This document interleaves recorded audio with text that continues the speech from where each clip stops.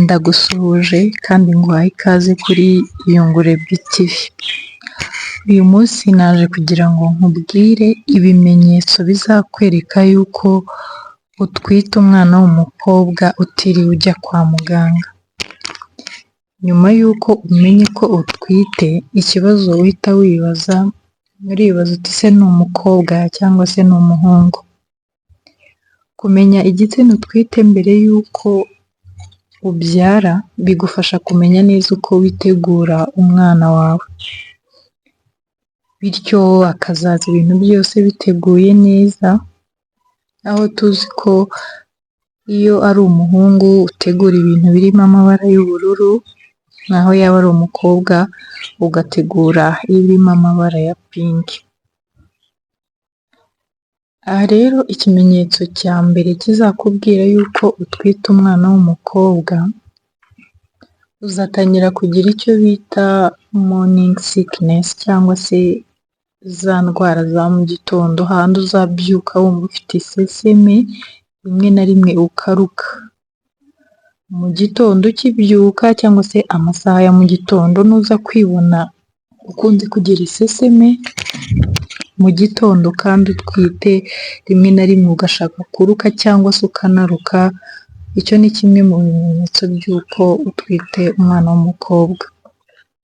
Icya kabiri, uzatangira kugira uruhu ruyaga, usange skin yawe cyangwa se uruhu urasanga rurazana amavuta cyangwa se uratangira gusa neza, urabona ufite agapo utangiye gucya, urasa neza, kandi mu busanzwe wenda ntabwo wari ufite uruhu rusa neza, cyangwa se niba wari ufite n'urusa neza ariko urabona hari impinduka ku ruhu rwawe, ruragenda rucya. Aho ngaho nacyo ni kimwe mu bimenyetso bikwereka ko utwite umwana w'umukobwa.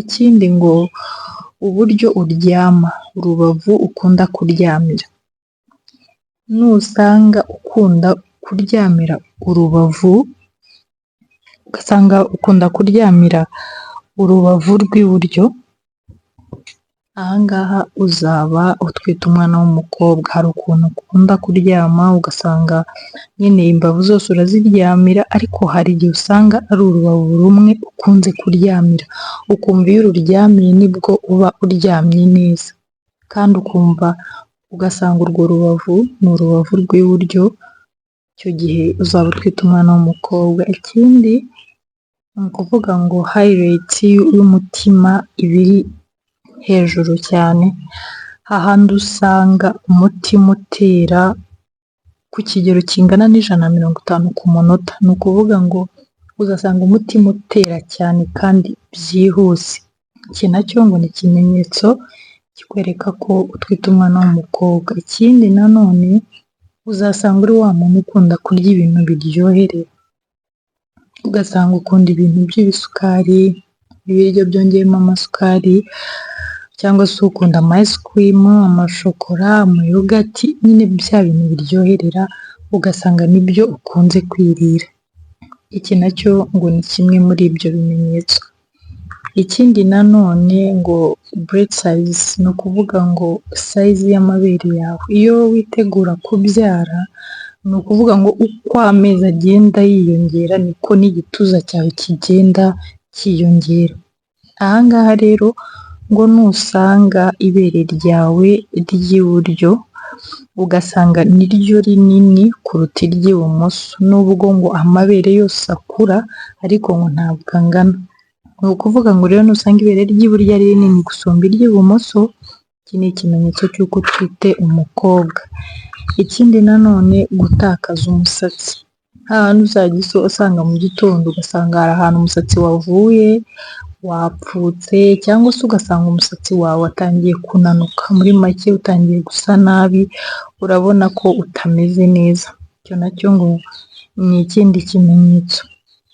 Ikindi kimenyetso nanone, ngo uburyo inda yawe iteye, bavuga ko iyo utwite umwana w'umukobwa inda yawe iba iri hejuru, hahandi twasanze ko umuhungu inda iba iri hasi ijya kwegera igitsina, ariko ngo iyo utwite umukobwa ho irazamuka ikajya hejuru ikajya kwegera mu gatuza. Ikindi kimenyetso nanone ngo uzasanga papa w'umwana yiyongera ibiro. Ni ukuvuga ngo iyo utwite umwana w'umukobwa ngo ise yiyongera ibiro. Byaba byiza ugiye ubaza umupatana wawe igihe utwite ukamubaza ikijyanye n'ibiro bye, kuko ngo iki ni ikimenyetso gikunze kubaho cyane iyo utwite umwana w'umukobwa. Ikindi nanone ngo uzasanga guhinduka kw'amazuru yawe gukunze kubaho, uzasanga uko izuru ryawe ryari riteye ryarahindutse, usange ryazanye ifuru, ryarabyibushye, ryarahindutse ku buryo nawe urireba ugasanga nyine habayeho shanjema. Icyo gihe nabwo ngo ni ikindi kimenyetso. Ikindi kimenyetso nanone, umurongo wo ku nda yawe, kariya karongo kaba ku nda, ni ukuvuga ngo aho twasanze ko iyo ari umwana w'umuhungu karakura cyane kakaba umukara kakazamuka kakenda kugera hagati ku mabere, ariko iyo ari umukobwa ngo kagarukira hasi, usanga kagarukira hasi y'umukondo, ntabwo kazamuka ngo kagere hejuru.